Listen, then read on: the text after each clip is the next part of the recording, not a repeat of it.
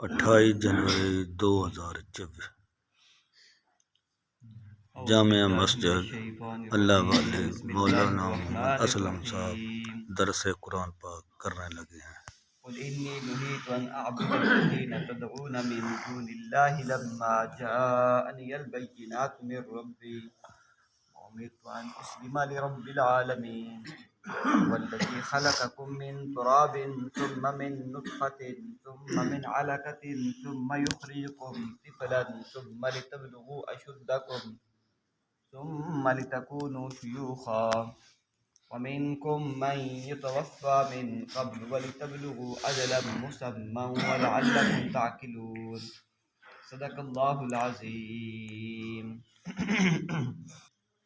قل انی نہیت، قل اے پیغمبر صلی اللہ علیہ وسلم آپ فرما دیجئے کہ بے شک مجھ کو منع کیا گیا ہے ان اعبد الذین تدعون من دون اللہ، اس بات سے کہ میں عبادت کروں ان کی جن کو تم پکارتے ہو اللہ تعالیٰ کے علاوہ، لما جاءنی البینات من ربی، جب کہ پہنچ چکی واضح نشانیاں میرے رب کی طرف سے، وامرت، اور مجھ کو حکم دیا گیا، ان اسلم لرب العالمین، کہ میں تابع رہوں جہان کے پروردگار کے، هو الذی، وہ پروردگار وہ ذات ہے، خلقکم من تراب، جس نے پیدا کیا تم کو مٹی سے، ثم من نطفۃ، پھر نطفے سے، ثم من علقۃ، پھر جمے ہوئے خون سے، ثم یخرجکم طفلا، پھر نکالا تم کو بچہ ہونے کی حالت میں، ثم لتبلغوا اشدکم، پھر پہنچایا تم کو تمہاری قوت اور جوانی کو، ثم لتکونوا شیوخا، پھر تم ہو گئے بوڑھے، ومنکم من یتوفی من قبل، پس تم میں سے بعض تو وہ ہیں جن کو موت آ جاتی ہے اس سے پہلے، وَلِتَبْلُغُوا أَجَلًا مُّسَمًّى، کہ پہنچے وہ اپنی مقررہ مدت تک، وَلَعَلَّكُمْ تَعْقِلُونَ، تاکہ تم عقل رکھو۔ آپ کے سامنے کریمہ تلاوت کی ہے، آیت نمبر سورۃ مومن ہے، اس کی آیت نمبر 65 اور 66 نمبر آیت ہے جو ابھی تلاوت کرنے کی سعادت حاصل کی ہے۔ شروع آیات سے اللہ تبارک و تعالیٰ نے اپنی قدرت کے دلائل اور اپنی توحید کے اوپر ایسے ایسے دلائل بیان کیے کہ اگر انسان تھوڑا سا غور و فکر کرے، تھوڑی سی عقل دہرائے، تو انسان کو سمجھ آ جائے کہ جب کائنات کا خالق اور مالک صرف ایک اللہ ہے تو پھر معبود برحق بھی ایک اللہ ہے۔ یہ انسان کی بڑی غلط قسم کی سوچ ہے کہ خالق تو کہتا ہے اللہ ہے، مالک بھی کہتا ہے اللہ ہے۔ مشرکین مکہ سے جب سوال کیا جاتا تھا کہ اللہ نے اپنے قرآن میں خود فرمایا کہ وَلَئِن سَأَلْتَهُمْ مَنْ خَلَقَ السَّمَاوَاتِ وَالْأَرْضِ، اے پیغمبر صلی اللہ علیہ وسلم آپ ان کافروں سے، ان مشرکوں سے سوال کریں کہ زمین و آسمان کو کس نے پیدا کیا، تو اللہ فرماتے ہیں لَيَقُولُنَّ اللَّهُ، تو یہ کہیں گے ضرور بضرور اللہ تعالیٰ نے ہی پیدا کیا۔ اسی طرح مشرکین سے اللہ تعالیٰ نے سوال کیا، اللہ نے فرمایا کہ ان سے آپ سوال کریں وَلَئِن سَأَلْتَهُمْ مَن نَزَّلَ مِنَ السَّمَاءِ مَاءً، کہ آپ ان سے سوال کریں کہ آسمان سے پانی کون برساتا ہے، تو اللہ فرماتے ہیں یہ کہیں گے لَيَقُولُنَّ اللَّهُ، کہیں گے کیا اللہ تعالیٰ ہی برساتے ہیں۔ تو اب مسئلہ کیا ہے؟ مسئلہ یہ ہے کہ وہ اللہ کو بھی کہتے ہیں خالق تو ہر چیز کے اللہ ہیں، لیکن یہ جو ہمارے معبود بنے ہوئے ہیں، یہ جو بت بنائے ہوئے ہیں، یہ اصل میں کیا ہیں؟ یہ اللہ تعالیٰ کے ہاں مقرب ہیں، یہ ہماری کیا کریں گے؟ سفارش کریں گے۔ تو اس لیے ہمیں ہمارے اصل تو خدا تعالیٰ وہ ہیں، تو یہ درمیان کے در کیا ہیں؟ یہ ہمارے واسطہ ہیں۔ تو اس لیے جتنے بھی وہ اللہ تعالیٰ کے برگزیدہ بندے گزرے تھے، مثلا انبیاء علیہ السلام گزرے ہیں یا انبیاء علیہ السلام کی اولادیں گزری ہیں، تو ان کی وہ مورتیاں بنا کر، شکلیں بنا کر، بت بنا کر ان کے رکھے ہوئے تھے۔ وہ کیا کہتے تھے کہ یہ وہ لوگ ہیں جو ہمیں اللہ تعالیٰ کی کیا کر دیں گے؟ قریب کر دیں، اِلَّا لِيُقَرِّبُونَا إِلَى اللَّهِ زُلْفَىٰ، یہ اللہ تعالیٰ کے ہمیں قریب کر دیں گے۔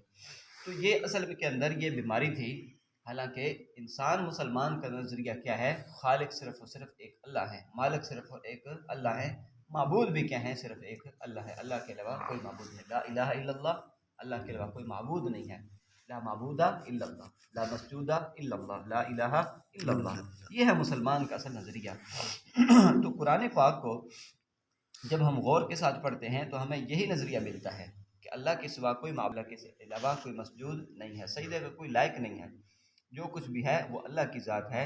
جب اللہ ہی کی ذات ہے تو پھر پکار بھی اسی کی ہے، شور پکار بھی کس کی ہے؟ ایک اللہ کی ہے، اور جو عبادت ہے وہ بھی اللہ کی ہے۔ اللہ کے علاوہ نہ کسی کی شور پکار ہے، نہ اللہ کے علاوہ کسی کی عبادت ہے، اور نہ اللہ کے علاوہ کسی غیر اللہ سے مدد ہے۔ مدد ہے تو کس سے؟ صرف ایک اللہ سے۔ سارے نبیوں کے اوپر جب حالات آئے تو انہوں نے کس سے مانگا ہے؟ اللہ سے، کی ذات سے مانگا ہے۔ تو اب اللہ تعالیٰ نے اپنے محبوب علیہ السلام کو یہ حکم دیا ہے کہ آپ ان کو مشرکوں کو سنا دیں، کافروں کو سنا دیں۔ سنانا کیا ہے؟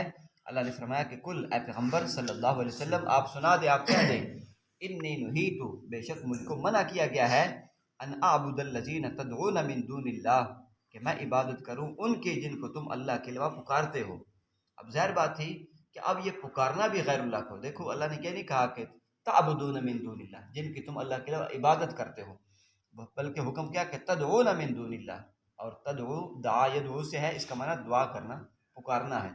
تو مقصد کیا ہے کہ اللہ یہ فرما رہے ہیں کہ اللہ کے علاوہ جن کو بھی تم پکارتے ہو، عبادت تو بڑی دور کی بات ہے، صرف پکارنا یہ بھی شرک ہے، یہ بھی کفر ہے، تو ان کو اللہ تعالیٰ نے مجھے منع کیا ہے کہ میں ان کی عبادت نہیں کر سکتا۔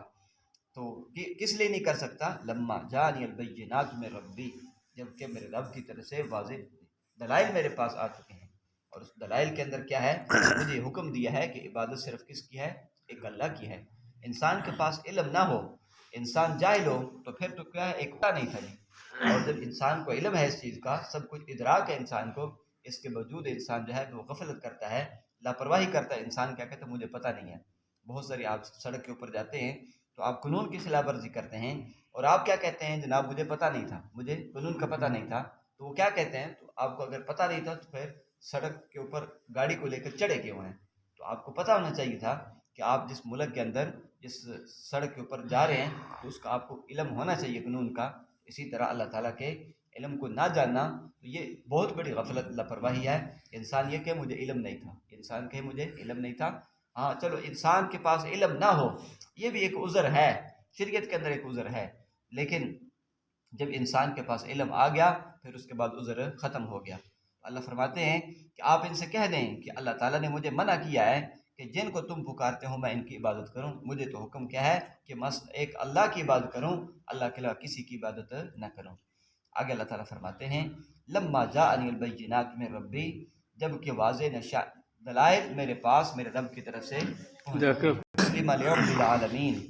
آگے حکم کیا ہے کہ مجھے حکم دیا گیا ہے کہ میں تابع رہوں اس رب کے جو سارے جہان کا کیا ہے؟ پروردگار ہے، جو سارے جہان کا پروردگار ہے۔ تو مقصد کیا ہے کہ انسان کو حکم یہ دیا گیا ہے کہ اس رب کے تابع فرمان رہے جو سارے جہان کا بنانے والا ہے۔ اور سارے جہان کا بنانے والا کون ہے جی؟ ایک اللہ، اللہ کے علاوہ کوئی بھی بنانے والا نہیں ہے۔ آگے اللہ نے فرمایا، اپنی قدرت کے دلائل کو بیان کیا، هو الذی خلقکم، اور وہ رب کون سا ہے؟ جو سارے جہان کا بنانے والا ہے۔ فرمایا کہ وہ ذات ہے جس نے تم کو پیدا کیا مٹی سے۔ انسان کے کیا تھا؟ انسان کا وجود مٹی سے اللہ تعالیٰ نے بنایا۔ انسان کا وجود زمین کے اندر بکھرا ہوا تھا، اللہ تعالیٰ نے انسان کو وجود بخشا۔ ثم من نطفۃ، پھر اللہ فرماتے ہیں ذریعہ کیا بنا؟ نطفہ۔ وہ کیا تھا؟ وہ ایک گندا قطرہ تھا، اس سے اللہ تعالیٰ نے انسان کو وجود بخشا۔ ثم من